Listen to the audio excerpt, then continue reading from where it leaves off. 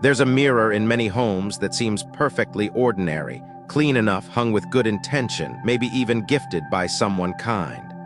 But sometimes what feels harmless at first begins to unravel things in quiet, invisible ways. You stop sleeping well. Little things start going wrong. Money slips through your fingers faster than usual. Friends pull away. You blame stress, the season, bad timing, but a part of you wonders, when did things start feeling off? In one home, it started with a mirror placed directly across the front door. Just a way to brighten up the entryway, reflect some natural light, make the space feel bigger. Nothing strange, nothing mystical, until life itself began to feel misaligned, like she was moving through fog, like good things were arriving but never staying. The strange part wasn't one big disaster. It was the quiet slide. Missed emails, sudden misunderstandings, small but costly mistakes. The kind that make you second-guess your instincts, your memory, even your sense of self. Most people don't think twice about where they hang a mirror. But in Feng Shui, the ancient art of arranging space to support life energy, a mirror facing the front door isn't just decorative, it's disruptive. It reflects the energy that enters, pushing it right back out. The house can't hold peace, can't hold luck, can't hold you. This isn't about superstition or fear. It's about subtle balance, and how something as simple as a misplaced mirror can tilt the flow of your days without you realizing. Because your home isn't just a place you live. It's a field that either anchors you or lets you drift. And sometimes, changing one object is the moment everything begins to return. Part 1, the gifted mirror and small disturbances that didn't make sense. It was given with a smile, just a mirror, nothing fancy. A neighbor down the street was moving, clearing out a few last things. "It's a good mirror," she said, wiping her hands on her jeans. "I just don't have space in the truck. You're welcome to it." No warning, no story, just a gesture between near strangers who waved at each other once in a while. The mirror had a dark wood frame. Classic, a little worn. The glass wasn't cracked, just faintly fogged around the edges like it had seen too many winters. It didn't feel like a gift. It felt like something that had simply landed in the space, something that might be useful. So it was kept, hung on a wall near the living room window where the morning light touched it first. And for a moment it seemed right, almost beautiful. Reflected on that surface were the soft outlines of a bookshelf, a few potted plants, and a wall filled with framed memories. It made the space feel fuller, as if the house had taken a deep breath. But what happened after that wasn't dramatic. That's what made it so hard to name. It wasn't a broken pipe or a slammed door. It was a series of small things, so small they might have been ignored. The first bill that bounced, though the account had money. The appointment reminder that disappeared from the phone. A close friend canceling a lunch, then never replying. Then another friend. Then silence. A sense of distance settling in, like the warmth of connection had thinned out without warning. The space felt quiet but not peaceful, just blank. She thought she was overthinking it. Things go wrong all the time, but deep down something felt different. The energy in the house, if that word can even be used, had shifted in a way that made no sense. Light still came through the windows, the room still looked cozy, but it didn't feel the same. It felt like she was walking through a house that belonged to someone else. She began forgetting small things. Nothing major, just a slow, steady erosion of clarity. Standing in the kitchen, forgetting why she came in, leaving keys in strange places, waking up in the middle of the night not startled but hollow, like something had been tugging at her just out of reach. Her work began slipping, emails missed, deadlines confused. She had always been careful, the kind of person others relied on, but now things just slipped through. One meeting was missed because the calendar didn't alert her. Another time she printed the wrong report. Not major errors, but enough to make people look twice. Enough to shift how others saw her and how she started seeing herself. Still, she didn't connect it to the mirror. How could she? It was just a mirror, hung on a wall, not even new, but sometimes, standing in front of it, she felt something shift, barely noticeable. Like the reflection wasn't wrong, but slightly off. A tension in her own face she hadn't noticed before. A dimness in the light even when the sun was shining. The feeling didn't come every day, but when it did, it lingered, like a whisper she couldn't quite make out. Then came the night she stood in the hallway and felt it, not fear, not danger, just a strange sense that someone was in the room behind her. She turned. Nothing. The mirror caught her reflection, but the moment still hung there, weightless but heavy, and it kept coming back, a presence that wasn't loud, just present, enough to unsettle, enough to stop her from sleeping well. She didn't talk about it. How do you explain something like that? I feel watched by my own mirror doesn't make for easy conversation, so she stayed quiet. But in that quiet, the unease grew, and all the while the mirror stayed, framed, familiar, gathering the light of each passing day, but reflecting less and less warmth. She cleaned it, moved things around it, tried to fix the vibe. But nothing changed. The mail kept arriving late. Her savings started to thin out even though she wasn't spending. A subtle, almost invisible unraveling. Sometimes we assume that when something is wrong, it must show up loudly. A crash, a break, a sharp pain. But in truth, the most disruptive things often arrive silently, like fog, like a slow leak, like a mirror hung without thought. There was no way she could have known. Not at first. No flashing sign, no warning label, but something about that mirror was not neutral. It didn't just reflect the room, it reflected something back into the space, something slightly misaligned. And over time, that misalignment grew roots. Looking back, she would later describe the feeling like this. It was like having a tiny hole in the bottom of a boat. At first, nothing. But over time, the weight starts to shift. You can't see the leak, but you feel the imbalance. That's how it began, with a small, unassuming object offered casually, and a space that slowly stopped feeling like home. Part 2, the stillness grew heavier. It's easy to ignore the feeling at first, that slight shift in a room's atmosphere. The way sound seems to hang in the air a little longer. The way light enters but doesn't quite settle. But eventually the stillness becomes undeniable, not calm, not quiet, just heavy. It's not something you can point to on a blueprint or fix with a new lamp. It's a kind of emotional fog. You walk through your home like it's still yours, but it no longer feels like it belongs to you. At first, the days were manageable. The morning routine still happened. Coffee, emails, light cleaning. But under it all was a growing sense that something wasn't flowing, like life was dragging instead of drifting. The mirror stayed where it was, reflecting the entryway with that same gentle distortion, but what it echoed back was no longer warmth. It was weight. Not the kind you see, but the kind you feel in your breath, your bones, your sleep, and the sleep changed first. Not restless, not anxious, just thin, as if the body rested but the mind stayed alert. There were nights she'd wake suddenly, heart steady but eyes wide open, staring into the dark with no clear reason. The room was quiet, but it didn't feel still. It felt paused, and in that pause was something she couldn't name. A presence, maybe, or just a tension in the air. Either way, the space didn't comfort anymore. It watched. She started going out less. Not because she was sad, not even because she was tired. Just because nothing outside felt worth the effort and nothing inside felt inviting. Her plants stopped thriving. One by one, the leaves yellowed, not dramatically, just slowly, like they too had stopped reaching for the light. Meals became simple, then skipped. Music, once a daily presence, went silent. The house wasn't messy, but it wasn't alive either. It functioned. It didn't breathe. And somewhere in all of that, she started avoiding the mirror. Not on purpose, not from fear, she just didn't want to look. It was like her reflection had stopped being hers. The person looking back seemed faded around the edges, slightly out of sync. Not wrong, just not quite right. There's a very specific kind of discomfort in recognizing yourself but not feeling connected to what you see. Like a photo from years ago, where the smile looks familiar but the soul has already stepped out of frame. The small errors kept stacking. She sent a birthday card with the wrong name. She double-booked a call and forgot one entirely. Her finances, usually steady, began to slip. Not from spending, just slow, inexplicable shortages. She checked her accounts. No red flags, no fraud, just more outflow than inflow without a clear reason. It was like her income came in with intention and left without memory.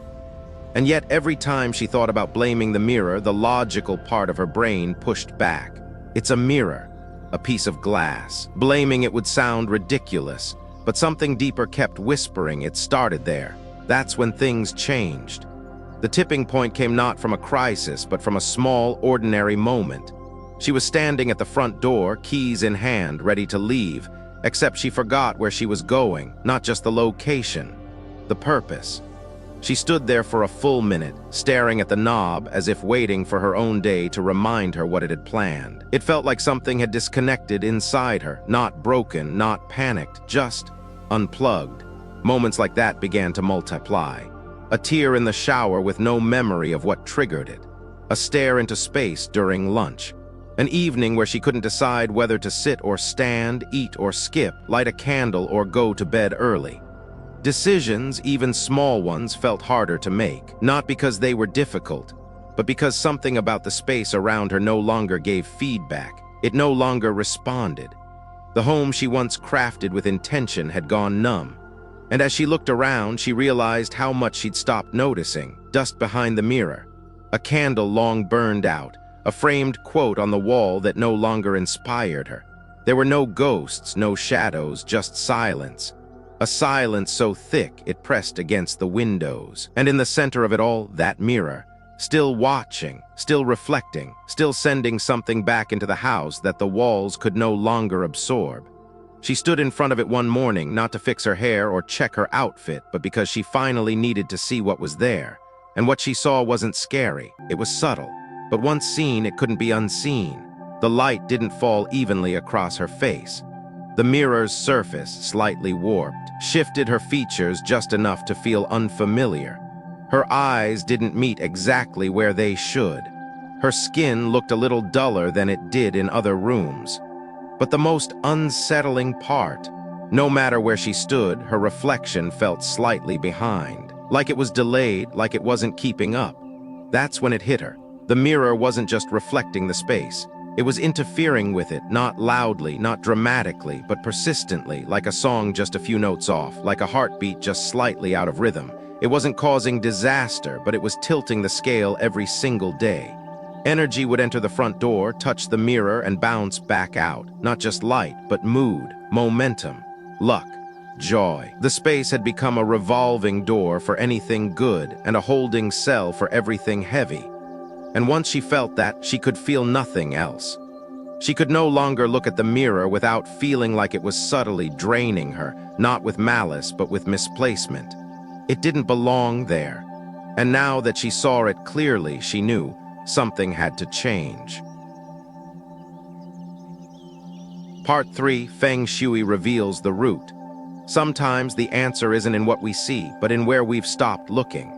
The space hadn't changed, not visibly. The walls stood, the furniture stayed, but life inside the home had shifted off course, and now all signs pointed to the mirror, not because of superstition, but because nothing else made sense. The disruptions were real, yet invisible. The imbalance was felt, but never named. Until now, that morning, she sat down and typed the words into her search bar without overthinking. Mirror facing front door Feng Shui. She wasn't expecting much. Maybe an article or two, but what came back stopped her cold. Nearly every source, from design blogs to Feng Shui practitioners, warned of the same thing. When a mirror faces the front door, it doesn't just reflect light. It reflects energy, vital life energy, and not just reflect, it rejects. It pushes it out. As if the moment something good enters, it's turned around and shown the exit. It was a quiet realization. Not a dramatic aha, but a slow sinking feeling that settled in her chest. Like remembering where a leak started after the ceiling collapses. It finally made sense. Her home had become a space of reversal. It wasn't welcoming good energy. It was rejecting it, gently, constantly, and completely unnoticed. The mirror had become a gatekeeper, not because it was malicious, but because it was misplaced. In Feng Shui, the front door is more than an entrance, it's the mouth of energy. The way a home breathes in the world. Everything that enters, opportunity, support, wealth, relationships, comes through that door. And when a mirror is placed directly across from it, the breath is exhaled before it can settle. It's like trying to pour water into a bowl that's tilted forward. No matter how much you pour in, nothing holds. But this mirror did more than reflect energy back out. It distorted what came in. The glass wasn't even. The silver lining on the back had thinned, creating patches that bent the reflection slightly like ripples in water. What that meant energetically was fragmentation. Energy didn't just bounce, it scattered. Instead of being absorbed into the home and nourishing it, the energy swirled, splintered, and collapsed. That explained the restlessness, the mental fog, the persistent feeling of being untethered. Energy was present, but it had no direction, and the mirror's condition mattered more than she realized. A clean, well-placed mirror can double light, expand space, and magnify intention. But a scratched, foggy, warped mirror, that amplifies confusion, doubt, stagnation. In Feng Shui, it's not just about what an object does, but about what it amplifies. And this mirror was amplifying everything she didn't want to feel. Every moment of hesitation, every bit of tiredness, every fragment of unfinished emotion. Even worse, the mirror had been accepted passively. It wasn't chosen. It wasn't placed with intention. It was received politely and hung because there was space. That mattered, because intention is energy. What we bring into our home unconsciously often brings with it unconscious weight. The mirror came from a neighbor who was leaving, closing a chapter, ending a cycle. And that energy, unspoken, arrived with the frame. The home absorbed not just an object, but a fragment of someone else's unresolved ending. She started thinking back on other items she had kept without thinking. An old gift from a friend who had drifted away. A blanket from a time when she felt lonely but didn't want to admit it. A candle burned on a night she cried but never told anyone why. It wasn't about clutter. It was about residue. These weren't objects, they were anchors, holding onto moments that were long gone but still quietly humming in the corners of the house. Suddenly, Feng Shui didn't feel abstract, it felt obvious. Not a mystical system, but a language her space had been speaking all along. Every placement, every choice, every forgotten object, each one a brushstroke painting the atmosphere she lived in every day. The mirror was just the loudest one. She walked through her home with new eyes, not looking for beauty, but for resonance. Did this object support her now, or did it only reflect who she used to be? Did it feel like an extension of her spirit, or a leftover from someone else's story? There's a particular kind of grief in realizing you've decorated your home with remnants of moments you've already outgrown. But there's also power in recognizing it, because once seen, it can be cleared. The mirror had revealed the root not because it was evil, but because it was misaligned. Wrong place, wrong time, wrong energy. And it had been quietly telling her that all along. She understood now that mirrors are not just glass. They are portals, not to some faraway world, but to the emotional and energetic pattern of the home. A mirror can hold energy. It can scatter it. It can double it. But it can also distort it, twist it, echo back something you're no longer meant to carry. That was the deeper danger, not the mirror itself, but what it was reflecting back into her life every single day. The decision to remove it wasn't sudden. It was sacred, because it wasn't about getting rid of an object. It was about closing a cycle, letting go of the unconscious acceptance of things that no longer served. It was about reclaiming the front door, not just as an entryway, but as a place where good energy was finally allowed to enter and stay. She no longer needed proof. She had felt the effects. She had lived the shift, and now she was ready to shift it back, not through fear, but through clarity, because now she saw the root, and with it, the way forward. Part 4, the real issue was never the mirror itself. The mirror had drawn attention, but what it reflected was deeper than glass. It wasn't just the placement, or the condition, or even the energy it bounced out of the house. It was something more fundamental, more human. The mirror hadn't created the chaos, it had simply revealed it, slowly, gently, relentlessly. Because the real issue was never the mirror itself. It was the unconscious way it had been received, hung, and allowed to stay. She never paused to ask, why did this object enter my home? It was offered, she accepted, out of politeness, out of instinct, out of that small, quiet voice that says, well, it might be useful someday. And that moment, that passive yes, was the beginning of everything that followed. Not because the object was cursed or dangerous, but because it was unchosen, because it arrived without intention and stayed without consent. This wasn't about superstition. It was about boundaries, about awareness, about realizing that every item in a home is a decision, and every decision left unmade is still a choice, one that shapes the atmosphere we live in. The mirror simply filled a space, but in doing so it also filled a silence, a part of the home that had gone unclaimed. She started looking around, and what she saw was humbling. So many objects, each tied to a moment she had outgrown. A chipped pot from her mother's last visit. A photo frame without a photo. A candle burned during a night she never wanted to remember. A scarf she hadn't worn since the friendship that gave it fell apart. These weren't just things. They were fragments, pieces of a past she hadn't fully grieved, proof of emotional pauses she hadn't noticed taking root. And in that quiet inventory, a truth became clear. The home hadn't turned heavy because of one mirror. It had turned heavy because she had stopped choosing it. She had stopped curating what deserved to stay. She had stopped asking, does this reflect who I am now, or who I was when I was trying to survive?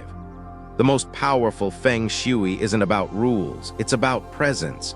And what throws us off balance isn't always energy that enters from the outside. It's often the weight we let linger inside without even noticing. Not because we're careless, but because we're tired. Because we've had years where keeping things was easier than questioning them. Because the world teaches us to be polite, to be frugal, to make do, but never to ask, is this still mine? She realized that the mirror was a teacher, not of design, but of discernment. It didn't ruin her home. It made her look again at the walls, the objects, the energy, and most of all, at the habits. The quiet habit of letting things enter without intention. The habit of keeping what no longer feels alive. The habit of arranging a space to avoid emptiness instead of inviting light. And now that she had seen the truth, there was no going back. The weight was no longer mysterious. It was familiar. It had her name on it, but so did the key to clearing it. And the moment she chose to reclaim her space, she realized something even more powerful. She didn't need to throw everything away. She just needed to stop ignoring what no longer belonged. The mirror was not the villain. It was the mirror. It showed what she hadn't yet looked at. It reflected what was quietly building in her life. And once she understood that, truly, deeply, she felt something shift inside. Not the house, not the furniture, but the space within her. The space that says, I get to choose what stays, and what stays shapes who I become. Part 5. A goodbye ritual, gentle, clear, and powerful. Saying goodbye to something physical often feels harder than it should, especially when that object has been sitting in your home long enough to feel invisible. The mirror wasn't just a mirror anymore. It had become a symbol of what had shifted, of what had been ignored, of what had quietly overstayed its welcome. But letting go isn't always about anger or rejection. Sometimes it's about respect. Closure doesn't have to be dramatic. It can be quiet, deliberate, soft in the hands but firm in meaning. She didn't want to throw the mirror away like trash. That didn't feel right, because as much as it had unsettled her space, it had also taught her to see more clearly. So she decided to send it off with care. A farewell that honored both the object and the lesson it carried. She started with a simple intention: release, not discard; clear, not erase. She gathered what she had, nothing expensive, nothing fancy, just items with purpose. A basin of warm water, a handful of coarse sea salt, 3 thin slices of dried orange peel from a fruit she had once bought with joy, and a few drops of lemongrass essential oil. Clean, sharp, earthy, she added a plain white cloth, no color, no patterns, no scent, something blank enough to carry the new energy she wanted to bring in. She dipped the cloth into the basin, wrung it out slowly, then began wiping the mirror's surface in slow, clockwise circles, one corner at a time. No rush, no background music, just breathe, movement, and a silent message. Thank you for what you reflected. But your time here is complete. It wasn't a chant. It wasn't a ritual from a book. It was a private language, one that came from listening, one that felt like her own. She didn't look into the mirror while she cleaned it, not because she was afraid, but because this wasn't about watching, it was about releasing. Once the surface was clean, she carried the mirror to a spot by the largest window. Morning light fell across it gently. She didn't stand it upright. She angled it down, letting it reflect nothing but sunlight and sky. For 3 days, she opened the curtains early, letting the sun touch it, letting the light soften whatever tension had been stored inside. At night, she sprayed the air around the mirror with lavender mist, then lit a single white candle, unscented, simple, low. No ceremony, no drama, just presence. The candlelight and lavender mixed quietly in the room, creating something soft and sacred. Not to ward off, not to burn away. Just to say, peace can live here now. She didn't rush to remove it. She gave it time, not because the mirror needed it, but because she did. And when the third day ended, she knew it was ready. She was ready. The next morning, she wrapped the mirror carefully. A deep red cloth, earthy, warm, grounding, not festive, not harsh, just steady. She folded the corners like wrapping a gift, tied it with natural jute twine, simple, raw, honest. Then she set it gently near the front door where it had once faced inward. This time it faced out. She waited for the full moon, not because of tradition, but because it felt symbolic, a cycle closing, a moment for letting go. On that morning, she lit 3 sticks of sandalwood incense and stood beside the wrapped mirror. No chanting, no dramatics, just one hand resting on the red cloth, one breath deep and clear. And then a whisper, "Thank you for being here, but our time is done. Take with you what no longer belongs, make space for what's meant to come." Then she carried it not far, not in haste, but to a recycling center outside of town, a quiet place. She placed it down, didn't look back, didn't snap a photo, just walked away, steady, light, certain. At home, she cleaned the space where the mirror had once hung. Not scrubbing, just wiping gently like clearing old dust from a story already told. She placed a vase of fresh white flowers in its place, something living, something soft, something that asked for nothing but to bloom. Near the door, she hung a brass wind chime, small, clean, almost silent. But when the wind passed through, it sang, clear, bright, like breath returning to a room that had forgotten how to exhale. And just like that, something in the house shifted. Not loud, not instant, but real. A sense of lightness, not just in the air, but in her own mind, like the weight had finally unhooked itself, like space had returned, not just on the wall, but inside her. This was never about removing an object. It was about re-entering relationship with the space she lived in. And that required attention, intention, a willingness to say, this no longer serves me, and that is reason enough to let it go. Because sometimes, the most powerful changes begin with one simple decision. Not to fix, but to release, to stop holding onto things out of habit, to honor what had a place once and allow it to leave when that time has passed. That's not being wasteful, that's being awake. And maybe that's all energy ever asks of us, to be aware of what we're carrying, to notice when something has stopped supporting us, and to remember that the act of letting go is not a loss, it's an opening, a return, a soft, clear space where something new can finally begin. Part 6, rebuilding the space, not big changes, just true ones. When something heavy leaves a space, the silence it leaves behind can feel enormous.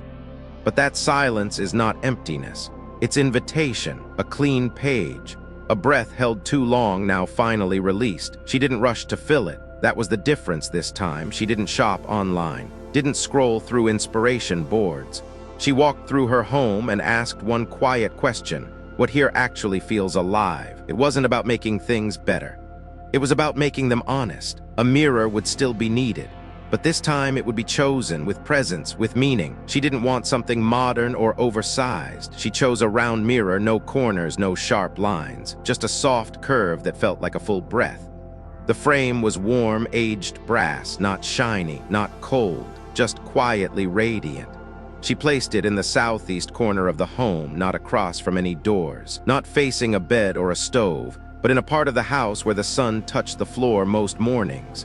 From that spot, the mirror reflected her small dining table where she drank tea, wrote notes, sometimes simply sat, a space of calm repetition. That energy now would be doubled. She added a snake plant nearby, not because a guide told her to, but because something about its shape felt grounded. The tall, upright leaves reminded her of boundaries, strength that didn't shout. The plant sat near the front door to the left as you walk in, what some call the green dragon position. She didn't name it, didn't fuss over it. But each time she came home, the scent of soil and the quiet strength of those leaves welcomed her back. as if the threshold of her house had grown a spine and a soul. Next, she changed how her home smelled. She threw out the artificial air fresheners, the ones that promised floral but gave plastic. She replaced them with a small diffuser. Each morning, she dropped in 3 drops of sweet orange oil and 2 of lemongrass. The mix was citrusy, clear, quietly uplifting. It didn't overpower. It didn't demand. It just settled in the air like a good mood waiting to be noticed. Scent, she realized, had always been one of the first things her spirit reacted to.